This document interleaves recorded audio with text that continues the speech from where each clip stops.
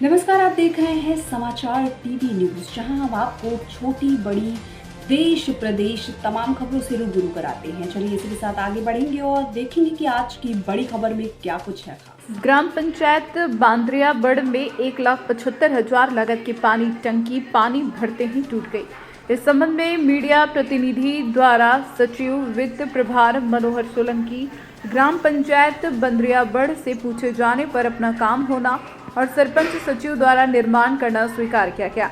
जो निर्मित पानी की टंकी से वीडियो और फोटो से स्पष्ट है कि पानी की टंकी क्वालिटी क्या है। इस संबंध में सरपंच से इंजीनियर साहब की मॉनिटरिंग के संबंध में पूछे जाने पर बताया गया कि इंजीनियर साहब मोबाइल पर मॉनिटरिंग करते हैं। इंजीनियर साहब का नाम पूछे जाने पर बघेल साहब इंजीनियर बताया गया है। इंजीनियर साहब से इस संबंध में मीडिया प्रतिनिधि द्वारा अपना पक्ष रखने की बात कहने पर इंजीनियर साहब बोले, जहां छापना है छाप दो, जैसा समाचार चलाना है चला दो, इन सब से मुझे कोई दिक्कत नहीं। वहीं सरपंच प्रतिनिधि बोले कि सचिव, सहायक सचिव, मोबिलाइजर का जो कार्य है, लगभग सभी प्रैक्टिकल कार्य जो इनकी ड्यूटी के लिए सरकार इन्हें भुगतान करती है, मुझे एक कंप्यूटर चलाने वाले लड़का लगाकर करना पड़ रहा है। ऐसा कथन सरपंच प्रतिनिधि एवं पति द्वारा स्वीकार किया गया है। दबी जुबान में यह भी बोला गया है कि साइन सील लगाकर भुगतान होते ही अपने हिस्से का लेकर सचिव निकल जाता है। ड्यूटी पर 4 दिन नहीं आता, ना ही किसी काम के लिए संपर्क करने पर फोन का जवाब देता है। इस प्रकार के स्टेटमेंट सरपंच प्रतिनिधि द्वारा दिए गए, जिसके साक्ष्य मीडिया प्रतिनिधि के पास सुरक्षित है। सचिव मोहन सोलंकी वर्तमान में ग्राम पंचायत बांद्रियाबड़ में वित्त प्रभार संभाल रहे हैं और भड़गोन ग्राम पंचायत में भी सहायक सचिव के पद पर आसीन हैं। अगर हम बात करें भड़गोन पंचायत की, तो उक्त सचिव वहां भी अपनी हठधर्मिता दिखाते हुए आवास हितग्राही से ऑन वीडियो विवाद करते हुए, लोक सेवा का उल्लंघन करते हुए एवं सेवा देने के बजाय उल्टा हितग्राही को धमकाते हुए वीडियो में देखा जा सकता है और बोलते हुए स्पष्ट सुना जा सकता है कि जनपद में जाओ, यहाँ मेरा काम सिर्फ ऑनलाइन का है। वीडियो में स्पष्ट देखा जा सकता है कि एक लोक सेवक, जिसकी व्यवस्था सरकार ने पंचायत में लोक सेवा के लिए की है, इस प्रकार अपने पद का दुरुपयोग कर रहा है। ग्राम पंचायत की भोली भाली जनता को इस प्रकार धमकाना एक शासकीय लोक सेवक का अमानवीय व्यवहार को दर्शाता है, जो सरासर अनऑफिशियल कृत्य है। बल्कि उल्टा जनता को सरकार के प्रति लोक सेवक की जिम्मेदारी होती है कि आम जनमानस को हर स्तर पर आश्वासन कर जनता में सरकार के प्रति गहरा विश्वास उत्पन्न करना। सरकार से हर माह मोटी रकम पाने वाले कर्मचारी का कर्तव्य सरकार के प्रति वफादारी होता है, किंतु यहाँ एकदम विपरीत परिस्थिति है। एक और अगर देखा जाए तो माननीय मुख्यमंत्री श्री मोहन यादव जी की वर्तमान सरकार परोपकार के लिए नित्य नई योजनाएं आम जनमानस के उत्थान के लिए लागू कर रही है और दूसरी तरफ उन्हीं से हर माह तनख्वाह पाने वाला कर्मचारी जनता को संतुष्ट करने के बजाय उल्टा ग्राम पंचायत के नागरिक को ही धमका रहा है।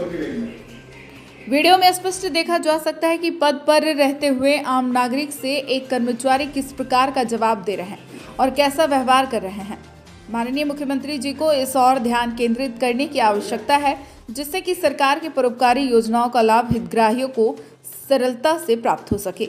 वहीं शिकायतकर्ता प्रहलाद राठौड़ ने उक्त दबंग सचिव पर लिखित में किस्त डलवाने के एवज में 5,000 के रिश्वत की मांग का आरोप लगाते हुए बताया कि हक और नियम की बात करने पर सचिव दादागिरी पर उतारू हो गया। तब मुझे मजबूरन सचिव के खिलाफ थाने में NCR दर्ज करवानी पड़ी। साथ ही सचिव के अपशब्दों के कारण मुझे काफ़ी मानसिक परेशानी से गुजरना पड़ा। इसी के साथ शिकायतकर्ता प्रहलाद राठौड़ ने बताया कि वर्तमान सरकार से मदद की अपील करता हूं। युक्त सचिव पर उच्च स्तरीय जांच दल बनाकर इसके अंधाधुंध भ्रष्टाचार की जांच हो और इसका गंभीरता से संज्ञान लेकर और आम जनमानस के प्रति दादागिरी पूर्वक रवैया रखने वाले इस सचिव पर अमानवीय व्यवहार के लिए उचित कार्रवाई हो। इस प्रकार की भाई साहब, आप बांद्रियाबड़ में रहते हैं, परिचय बताइए आपका। मेरा नाम वीर सिंह भोसले, ग्राम पंचायत जनप्रतिनिधि हूँ मैं। हाँ, ये अभी रावताले फलिया में निर्मित टंकी ढहने का मामला सामने आया है, इसके बारे में बताइए।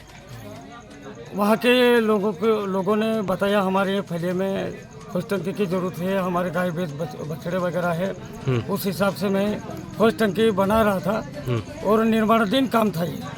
निर्माणाधीन काम में हम लोगों ने 2 दिन पहले पूरा करा था। तो उन लोगों ने उनके हिसाब से बड़े पाइप से दोनों टंकी फुल कर दी थी, जिससे वो ढह गए। दीवार क्षतिग्रस्त हो गई थी।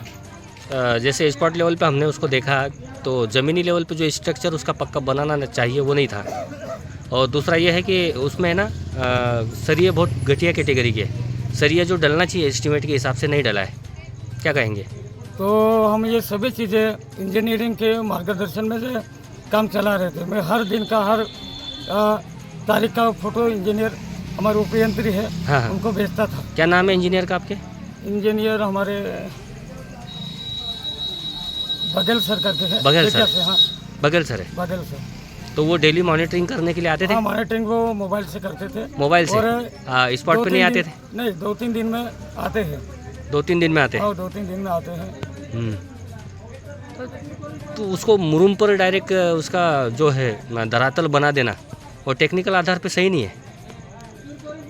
उसमें हमने मशीनों और मजदूरों से खुदाई भी कराई थी, पर बढ़ावा ज़्यादा बढ़ दिया था उन लोगों ने। बढ़ावा ज़्यादा होने के कारण ये चीज़ें हुई। और खास करके दीवार गीली थी।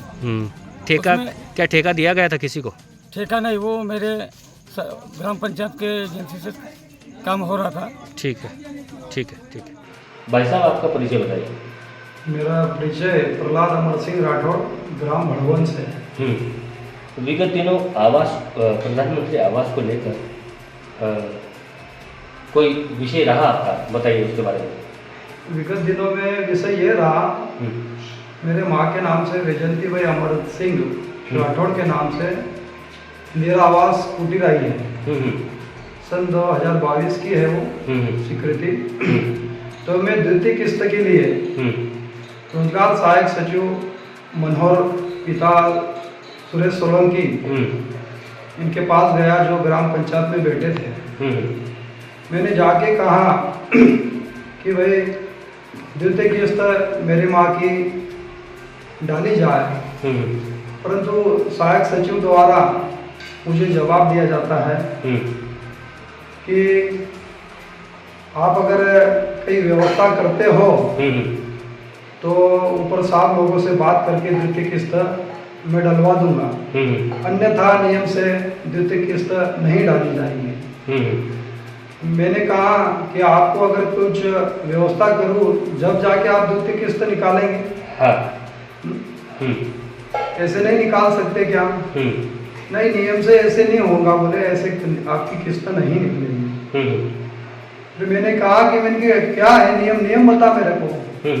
तो मुझे रोजगार सहायक सचिव द्वारा जवाब दिया जाता है कि आपको अगर गरज हो तो आप जनपद में जाके देखो। अच्छा, वो उच्च अधिकारियों से आपने इस संबंध में बात की? उच्च अधिकारी से मैंने जनपद सीओ से मैंने बात की, परंतु जनपद सीओ मोदी जी तो ऐसे भक्त है कि भैंस के आगे बीन बजाना है। अच्छा, यानी अपने कर्मचारी के फेवर को लेकर ही उन्होंने।